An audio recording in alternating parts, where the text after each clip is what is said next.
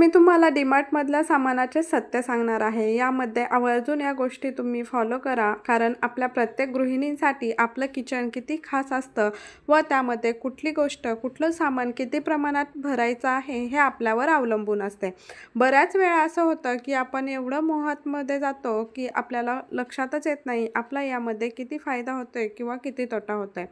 तिथे लावलेल्या आकर्षक ज्या ऑफर असतात त्यामध्ये आपण किती सामान घेतोय किंवा जे सामान आज आपण घेतोय ते म्हणजे गरजेचंच आहे का, किंवा मग आपण थोडे दिवसानंतर ते घेतलं तरीसुद्धा चालू शकते। पण आपण ज्यावेळेस सामान भरायला जातो त्यावेळेस ऑफर दिसल्यावर असा अजिबात विचार करत नाही।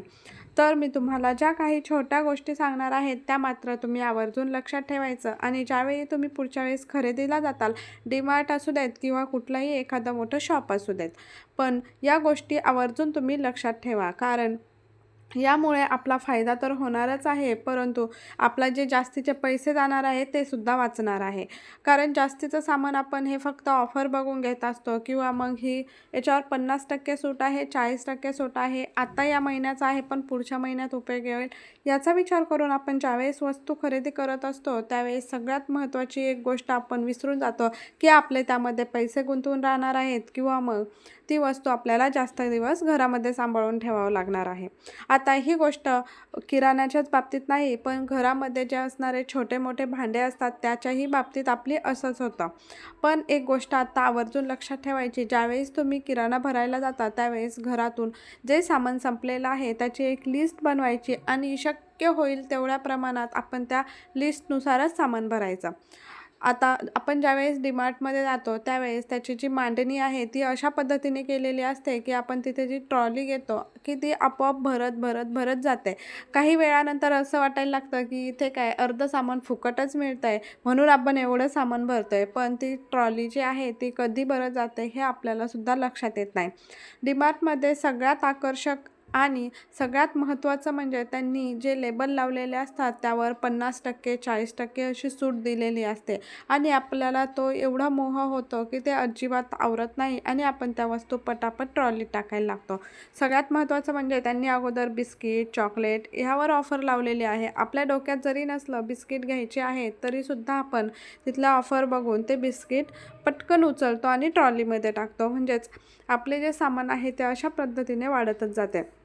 दुसरी गोष्ट म्हणजे अर्धा किलो 1 किलो आपल्याला ज्या प्रमाणात कुठलंही सामान घ्यायचं असेल आणि त्यावर जर लिहिलं असेल आपल्याला 2 किलोवर 20% सूट, तर आपण ते सामान 1 किलो न घेता 2 किलो घेतो, कारण त्या 20% सूटवर आपण जास्त विश्वास ठेवतो। पण त्या पद्धतीने आपण सामान घेत गेलो की आपली जी खरेदी आहे ती कधी वाढत जाते हे आपल्याला अजिबात लक्षात येत नाही। दुसरी गोष्ट म्हणजे तिथं भरपूर प्रमाणात मसाले लावलेले असतात। मग असं होतं हा मसाला मी ट्राय केलेला नाही आहे, हा घेऊन बघू का, तो घेऊन बघू का, किंवा मग कुठली नवीन वस्तू आले ती मी वापरून बघू का।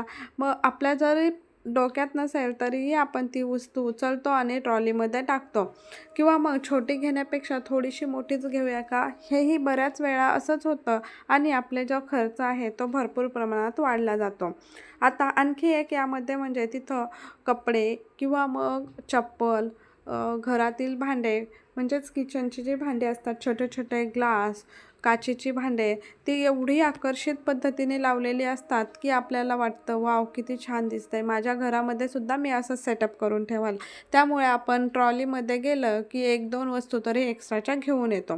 आणि सगळ्यात महत्त्वाचं म्हणजे आणखी एक गोष्ट तिथली आवर्जून तुम्ही ऑब्झर्व करा, ज्या एका ट्रेमध्ये खाण्याच्या वस्तू लावलेल्या आहेत त्या पूर्णपणे एकाच ट्रेमध्ये असतात, त्यामुळे आपल्याला वेगवेगळ्या वस्तू दिसतात आणि आपण त्याच्याकडं आकर्षित होत जातो। आकर्षित होत गेल्यानंतर आपल्याला जर एक वस्तू घ्यायची असेल तर आपण तिथला 4-5 वस्तू उचलतो आणि ते ट्रॉलीमध्ये टाकतो।